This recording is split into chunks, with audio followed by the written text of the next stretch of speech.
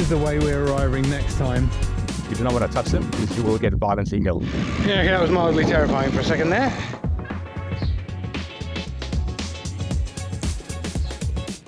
Well, it is the first international for 2025, back on the road again. And this is a familiar sight. I'm in Dubai Airport. I've been here many, many times before. But would you believe, in all the 12 years I've been doing this, I've never actually left Dubai Airport. I've always transitioned through to another part of the world. But today, and this trip, is going to be different.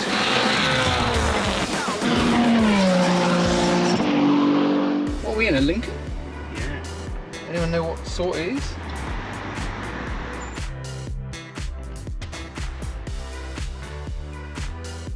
I found a bike, so it's time for a mini adventure around wherever it is I am. Hi!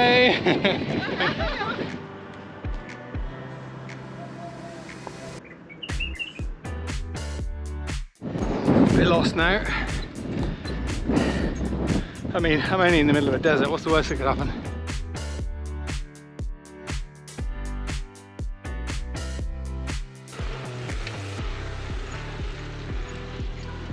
Hills.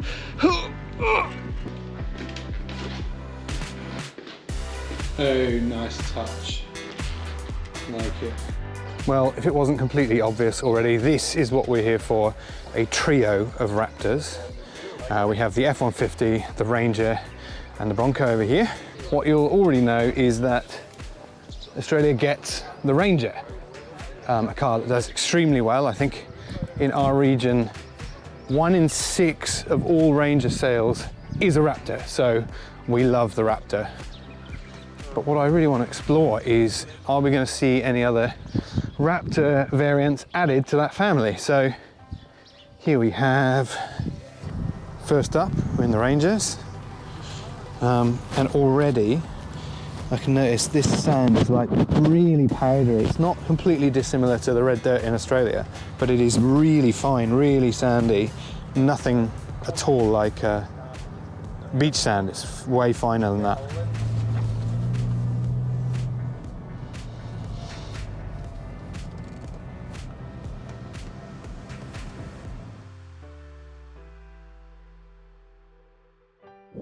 Just some observations while we're waiting for a technical issue. These look like bush melons. Don't know if they're related at all.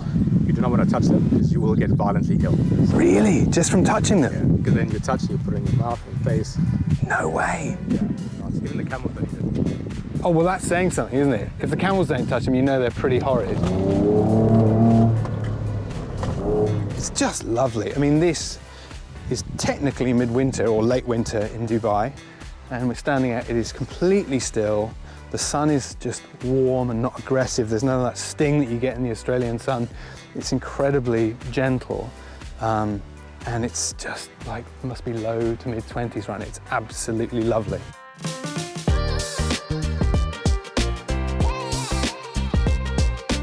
So this morning, absolutely no surprises. It was a good opportunity to refresh myself with exactly what the Ranger Raptor is so good at. The answer is pretty much everything. But this afternoon, we are changing tack entirely. We're now in the Bronco Raptor, and we're going to quite a different part of the region. While this morning it was all deserts and sand, we're now heading into this very, very mountainous region where there's going to be lots of rocks and a completely different set of challenges to throw at the Bronco Raptor.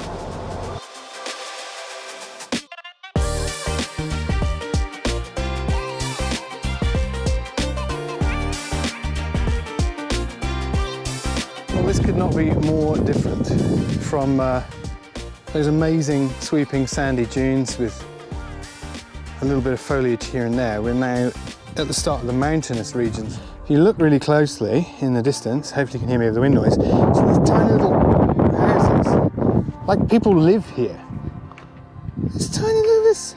These are people's houses. That people come out here and they want to live. I mean, there's worse lives, isn't there? Perhaps I sound a little naive, but I mean, just look at this stuff. It's nasty and jagged and crumbling. So I've been to it a couple of times. It's really, really slippery. So yeah, if the car can get through this with a bit more fuss, which the Bronco is doing, then that's a pretty good test of metal.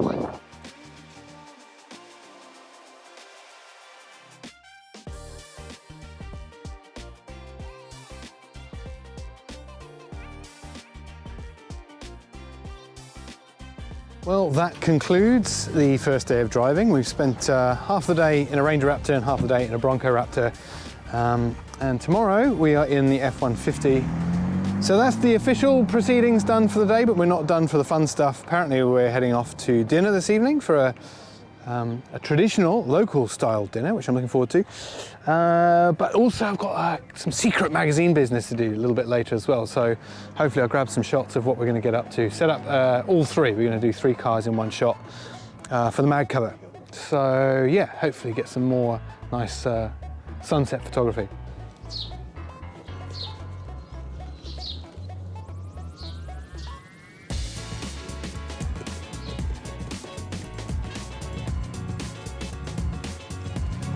Yeah, absolutely nailed it. Oh my God, yes.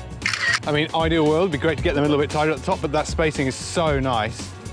I know, we're never f***ing happy, am I? No. Never happy, honestly. You said recovery boards and we can get it wherever we want it.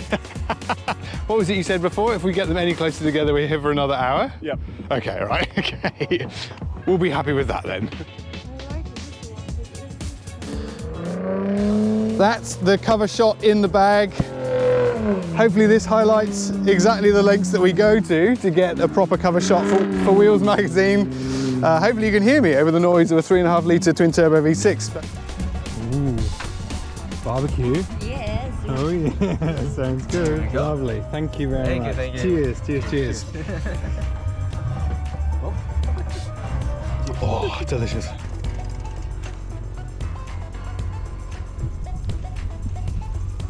This is the way we're arriving next time.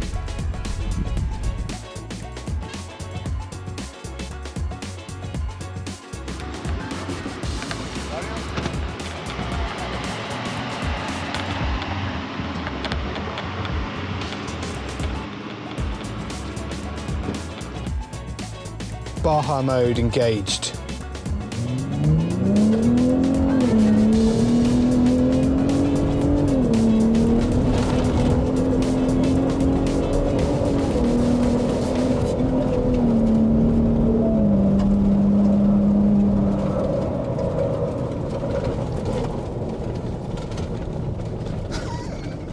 I don't know how fast we got to then, I was too scared to look.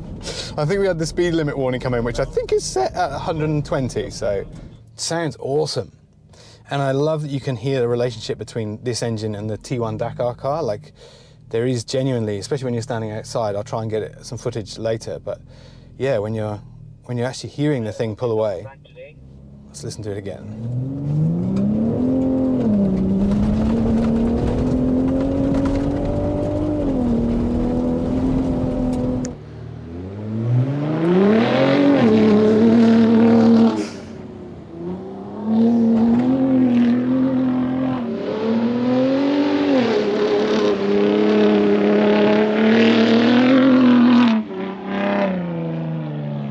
Everyone loves an Easter egg, and the F-150 Raptor has a few, even just in this small area here. So first of all, it's got a damp tailgate so it doesn't slam down. It's particularly important because there's lots of goodies hidden inside here. First thing, this is a workbench. You've even got a tape measure with both inches and millimeters in increments on there. So these little flaps are for putting in a clamp for if you want to actually clamp something to there, if you're working with wood, for example.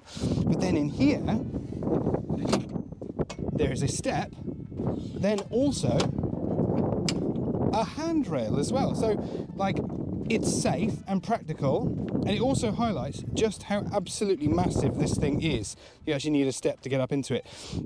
I don't know whether that people find that like is that a questioning their masculinity somehow by needing a step? I mean, I would just use the tyre to jump up, but when a lot of older owners maybe are going after an F-150 Raptor, that's quite a nice little neat touch.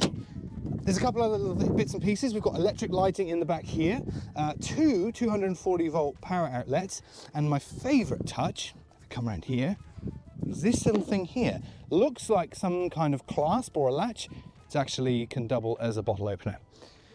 just in this tiny little area here, there's that little handful of Easter eggs, and there's tons more. And that's one of the things, one of the joys about owning a car like this, is you spend your entire life discovering them over the course of its life. Cool design. Full send.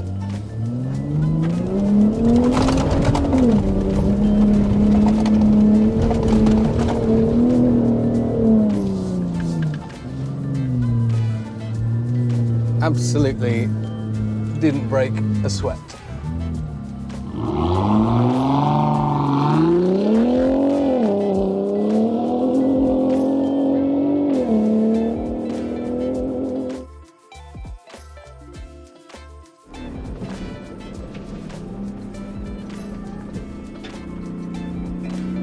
The F-150 and the Bronco Raptors are both extremely capable vehicles. I think they would do extremely well in Australia. We really love vehicles like that, and if you up the performance stakes, I think stuff like that does really well. But honestly, I think we've got the best one already. I really hope, Ford, if you're listening, that we get the Bronco Raptor, and if all the wish lists are answered, we get F-150 as well. But to be completely honest, the Ranger Raptor is the one to have.